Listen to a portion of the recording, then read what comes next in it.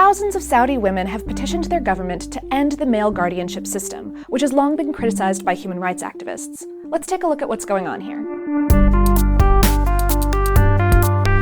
In Saudi Arabia, women of all ages have a male legal guardian, a father, brother, husband, or son. A Saudi woman needs permission from this guardian to marry and must be accompanied by him or another male relative when traveling abroad. She can be asked by institutions like schools, potential employers, and hospitals for proof that she has his approval before she'll be allowed to study, work, or receive a medical procedure. The petition calls for the abolishment of male guardianship. It was delivered in person to the royal court by two female activists on September 26th, bearing 14,682 signatures. And its delivery was bolstered by about 2,500 telegrams, used because they can be confirmed to have come from within the kingdom, that were sent directly to the king's office in the days leading up to the submission. This campaign is rooted in 2 decades of protests for women's rights in Saudi Arabia. Current support has been growing since July, which is when a Human Rights Watch report on the guardianship system spurred a movement that organized on Twitter, with hashtags that translate from the Arabic as "Saudi women want to abolish the guardianship system" and "I am my own guardian." This movement is part of a wave of change in the kingdom. The government has twice told the United Nations that they would end the guardianship system due to human rights concerns, once in 2009 and once in 2013, though only smaller changes have been enacted so far. For example, Saudi women participated in official sporting events for the first time at the 2012 Summer Olympics in London. In 2013, women were first appointed to the King's Highest Advisory Council,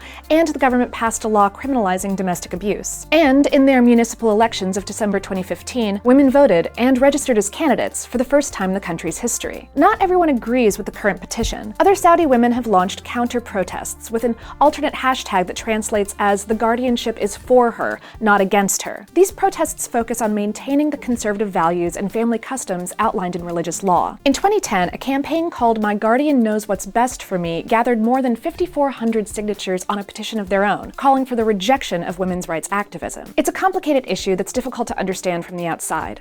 As of this recording, there's been no official response to the petition, but we'll be on the lookout. So what do you think about all this? Get in touch and let us know. And for lots more about what's going on in the world right now, but, later, subscribe to the How Stuff Works Now podcast and check in with us over at our home planet, now.howstuffworks.com.